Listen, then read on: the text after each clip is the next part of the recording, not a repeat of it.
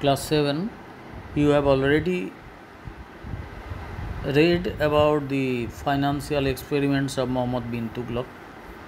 His successor Firoz Shah Tughlaq followed Islamic traditions and the dictates of the ulema. He also undertook some measures of social welfare.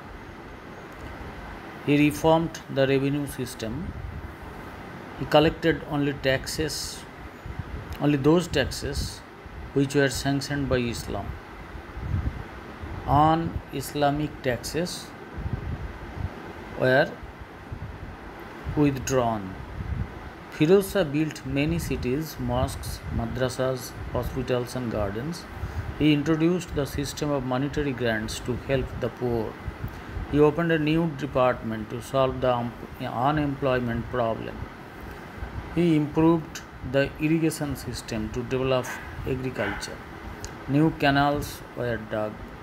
Cultivated lands were brought under cultivation. Uncultivated lands now got irrigation and were brought under cultivation. And during the closing years of the reign of Muhammad bin Tughlaq, the administration of the Delhi Sultanate became weak.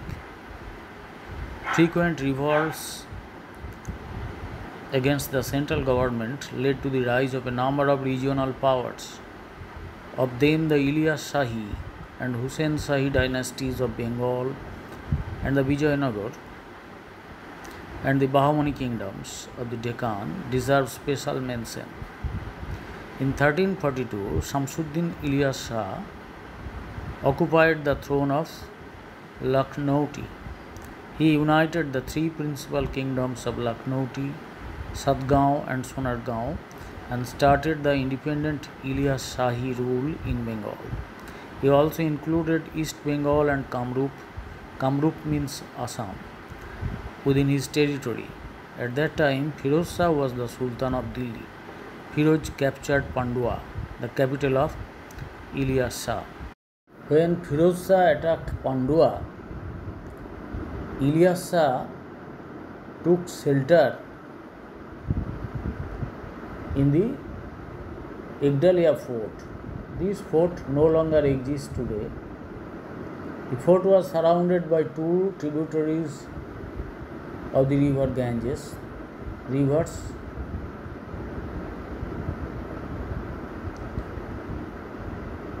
Two tributaries. This fort was not far from Gouda. The fort was almost impregnable. Firoz Shah feigned that he was retreating with his army. Fun করলো যে সে সৈন্যদল নিয়ে ফিরে যাচ্ছে. Meanwhile, the soldiers of Ilyas Shah came out of the fort. তখন ইলিয়াস শাহের সৈনিকরা কী করলো, দুর্গের বাইরে চলে এলো and tried to attack Firoz Shah from behind. পিছন থেকে ফিরোজ শাহকে আক্রমণ করার চেষ্টা করলো. Firoz Shah was prepared for it. Firoz Shah তো এর পরিকল্পনা করেই রেখেছিল. In the battle of Delhi, Sultan was victorious. দিল্লিতে যে যুদ্ধ হলো সেখানে সুলতান জয়লাভ করলেন. বাট ইন দি এন্ড কিন্তু শেষমেশ he could not occupy the fort. তিনি দুর্গ দখল করতে পারলেন না. Ilyas Shah remained as the ruler of Bengal. ফলে বাংলার শাসক হিসেবে ইলিয়াস শাহই রয়ে গেলেন. Now remember that Sultan Shamsuddin Ilyas from 1342 to 1358 was the first independent Sultan of Bengal. He started his independent rule beyond the territory of the Delhi Sultanate. Sultan Ghiyasuddin Azam Shah was a connoisseur of Persian poetry. In his time, Bengal's maritime trade flourished. Sultan Jalaluddin Muhammad Shah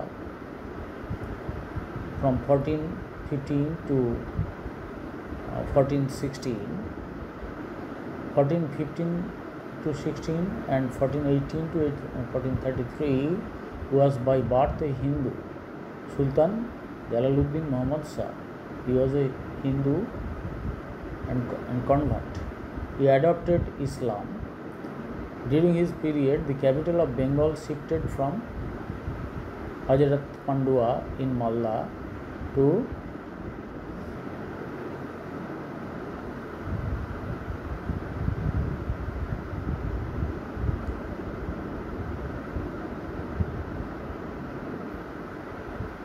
Gaur. Many think that later Ilyas Shahis were descendants of Sultan Shamsuddin Ilyas Shah. The Abyssinian rulers reigned in Bengal in the period between the reigns of Ilyas Shah and Hussein Shahi dynasties. These Abyssinians came from Abyssinia or Ethiopia in Africa. They are called Habsi in Bengal. In 1538, the rule of the independent sultans of Bengal came to an end with the invasion of Sher Shah Suri, the Afghan leader. And after the death of Muhammad bin Tughlaq, his son Firoz Shah Tughlaq ascended the throne of Delhi, and there was frequent rebellions in the Delhi Sultanate. Taking advantage of it, the Hindus of the south naturally took the advantage of the disturbance in northern India and made a determined attempt to regain their independence. The foundations of the kingdom of Vijayanagar were laid in 1336. Harihar I, the first king of Vijayanagar, professed formal allegiance to Delhi. প্রথম সুলতানের প্রতি আনুগত্য দেখিয়েছিলেন, but gave secret support to a rebellion organized by Krishna Nayak, son of the Kakatiya king Pratap Rudra, and Virupaksha Ballal, son of Veer Ballal III. এই যে সব হিন্দু রাজাদের কথা বললাম, এই সব বিদ্রোহী রাজাদের সঙ্গে যোগাযোগ রাখতে লাগলেন, অথচ দিল্লি সুলতানকে বললেন আমি তোমার আন্ডারেই রইলাম।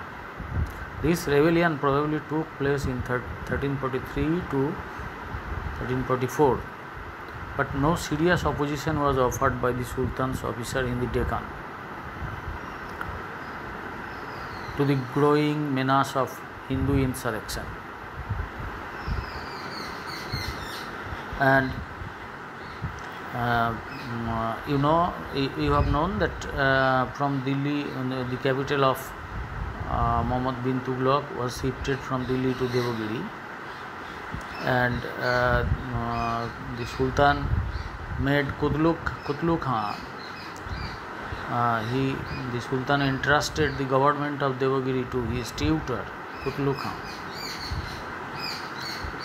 English Kutluk Khan. But he was soon recalled, and the Sultan himself came to Devagiri and succeeded in bringing the rebellious situation under control. And on March 20, 1351, the Sultan Muhammad bin Tughlaq suddenly died, and after his death, the country was full of rebels. The Mongol mercenaries attached to Taghi began to plunder, loot the royal camp, and it became uncertain whether the army would be able to return in safety to Delhi. In this hour of crisis, the nobles present in the camp offered the crown to Firoz Tughlaq, the late Sultan's cousin, who accepted it with some reluctance.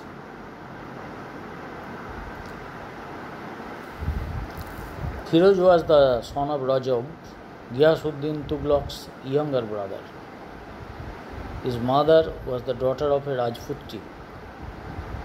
Muhammad Tughlaq treated him with affection and confidence,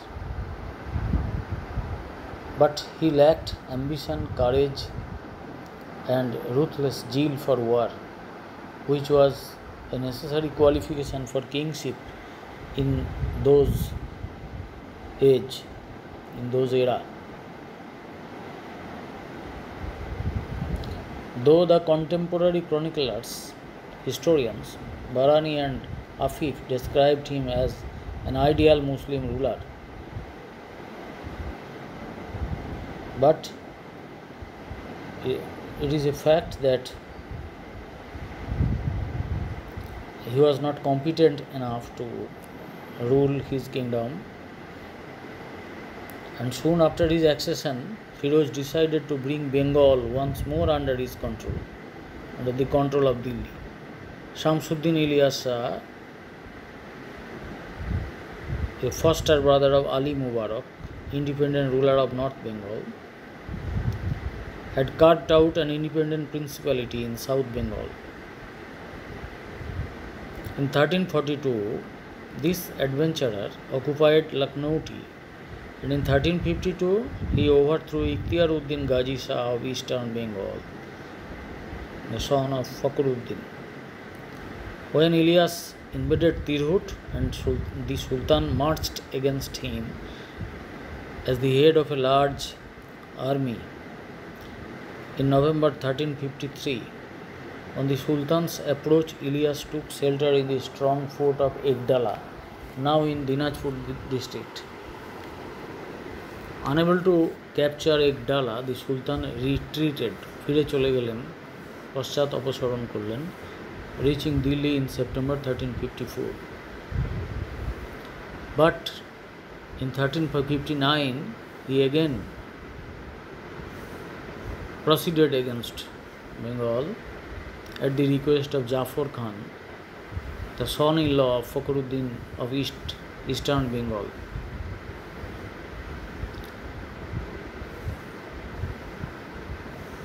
On his way to Bengal, Firoz founded the city of Jaunpur. When he arrived in Bengal, Sikandar, son and successor of Ilyas Shah, shut himself up in the fort of Ekdala.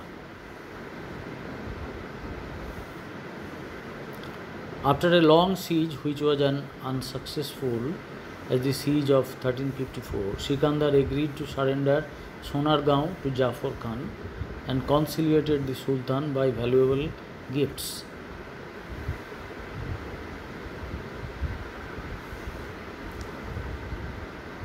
Firoz recognized Sikandar's royal title and offered him a jewelled crown. For nearly 2 centuries, until the rise of the Afghans, Bengal was not attacked by Delhi. However, from Bengal, Firoz returned to Jaunpur, and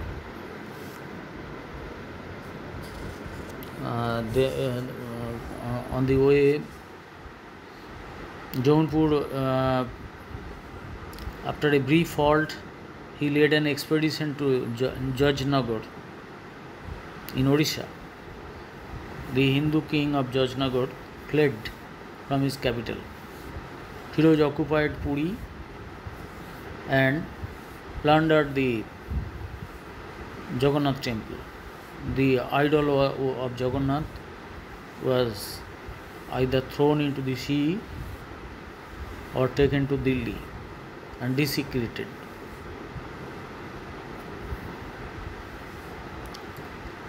Then Muhammad Tughlaq's subjugation of Nagarkot did not prove permanent, so Firoz led an expedition against this Nagarkot fort.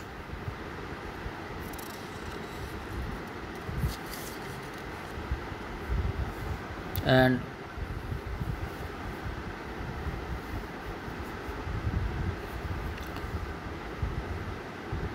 after his return to Delhi, Firoz declared that he would never again wage war, but for the suppression of rebellion. বিদ্রোহ না ঘটলে তিনি আর কখনো যুদ্ধ করবেন না ঘোষণা করলেন, যেমন অশোক করেছিলেন অতীতে. He kept this promise. Even an invitation to interfere in the affairs of the Bahmani kingdom was sternly refused by him.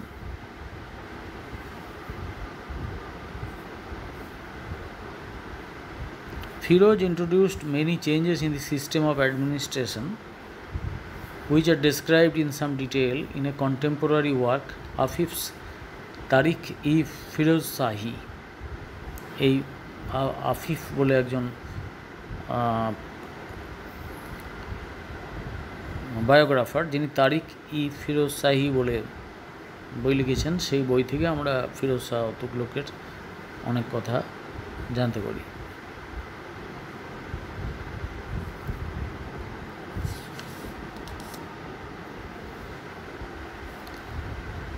And there was a slave system. It should be mentioned that there was a slave system.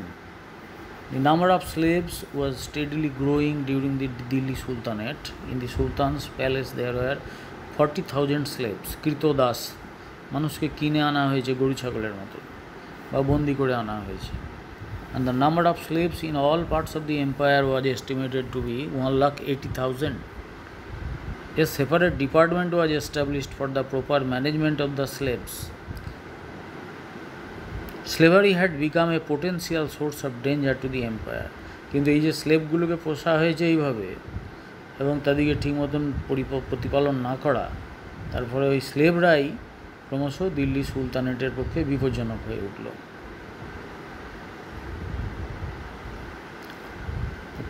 Regarding Firoz Shah, we should know that he was the founder of the towns like Jaunpur, Firozabad and Fatehabad. Many mosques, monasteries and inns were also built for the convenience of the Muslims at different places. New gardens were laid out near Delhi. 2 monoliths of Ashok were brought to Delhi, one from a village near Khizrabad on the Jamuna and the other from Meerut. And there was a great development of agriculture because of excavation of 4 important canals, one from Satluj to the Ghaggar 96-mile long canal, another from the neighborhood of the Sirmur hills of Arasani, a third from the Ghaggar to Firozabad, and another from Jamuna to a place at some distance from Firozabad. The facilities of irrigation provided by these canals increased the fertility of the Doab region and the Delhi region. The increase in the area of cultivation naturally increased the revenue. These beneficial measures were accompanied by others which have been rightly described as grandmotherly legislation. And for promotion of learning, though he was an orthodox Sunni, Firoz was naturally interested in the spread of Islamic learning. He built many madrasas which were liberally endowed, which were paid liberally. Many learned divines and scholars enjoyed his patronage, and after his conquest of Nagarkot, a large library fell into the hands of the Sultan. Under his orders, some Sanskrit works found in that library were translated into Persian language. One of the greatest divines who enjoyed the Sultan's favor was Jalaluddin Rumi. Firoz was succeeded by his grandson Ghiyasuddin Tughlaq Shah too, and who was defeated and killed by the adherents of his cousin Abu Bakr. And Abu Bakr also was dethroned by Nasiruddin Muhammad Shah.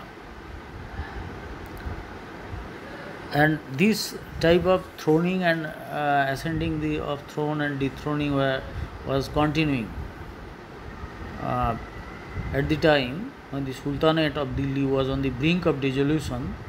Taimur invaded India. Born in 1336 near Samarkand, Taimur became the head of the Chagatai Turks at the age of 33. He conquered Persia, Afghanistan, Mesopotamia and unrivaled reputation and secured an unrivaled reputation of a ruthless warrior.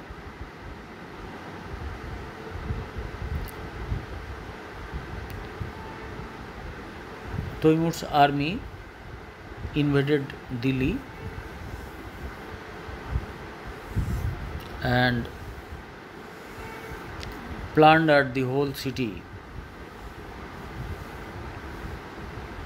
And after his departure, the city of Delhi was a desolate city. Badauni has described the condition of Delhi as a city which was utterly ruined, and those of the inhabitants who were left, they all died, while for 2 whole months not a single bird moved a wing in Delhi. একটা পাখিও ওড়েনি 2 মাস ধরে, আর যারা বাসিন্দা ছিল সবাই মরে গেল। তো এরকম লুটতরাজ এবং অত্যাচার চালিয়েছিল তৈমুরের সৈন্যরা। We have already traced the relation of Bengal with the Sultanate of Delhi till the failure of Firoz Shah Tughlaq's expeditions. Sikandar Shah, whom the weak Sultan left as the independent ruler of Bengal, had a successful and prosperous reign. He was succeeded by his son Ghiyasuddin Azam Shah, an able and benevolent ruler. He sent an embassy to China and corresponded with the great poet Hafiz. Under his successors, a Brahmin Jomidar named Raja Ganesh, which is the name is misread as Kongs in Persian manuscripts. That Raja Ganesh became very powerful and finally seized the throne in 1414. Some scholars suggest that he ruled in the name of 2 puppet sultans. Disgusted at the restoration of Hindu rule in Bengal, an influential Muslim saint named Qutb-ul-Alam invited Ibrahim Shah Sarki of Jaunpur to punish the usurper. The expedition proved abortive. Ganesh was succeeded by his son Jodu, who embraced Islam, who was converted to Islam and came to be known as Jalaluddin Muhammad Shah. He persecuted the Hindus. With the murder of his son and successor in 1442, the dynasty of Raja Ganesh came to an end, and soon afterwards the old dynasty of Ilyas Shah was again restored. Bengal continued to suffer from the aggressions of the rulers of Jaunpur. During the last quarter of the 15th century, the Abyssinian slaves became the kingmakers at Gaur. Anarchy and misrule were the inevitable consequences. The power of the Abyssinians was crushed by Hussein Shah, 1493 to 1509. Yes, Hussein Shah was a Sayyid by descent, who may be justly described as the greatest ruler of medieval Bengal. He gave shelter to Hussein Shah of Jaunpur, who had been expelled from his kingdom by Bahalul Lodi. Hussein Shah sent expeditions against Orissa and Assam, but the extent of his conquests cannot be precisely determined. Nusrat Shah, Hussein Shah's son and successor, was also an able and powerful ruler. He is described in Babur's autobiography as one of the 5 great Muslim rulers with formidable armies.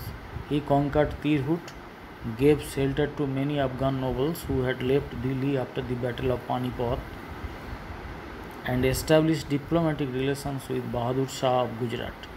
During his reign, the Portuguese made their appearance in Bengal. Nusrat Shah was a patron of arts. His successor Ghiyasuddin Muhammad Shah was the last independent ruler of Bengal. Gaur was then occupied by Sher Shah.